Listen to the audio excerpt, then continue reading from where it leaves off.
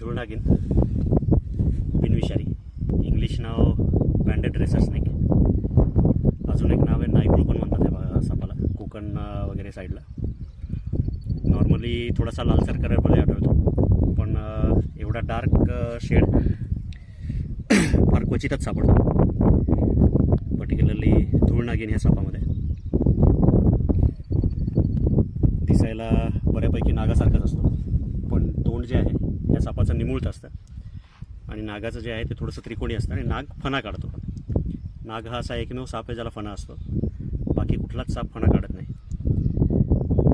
थोडासा हेडवर काहीतरी एक जुनी इंजुरी दिसते,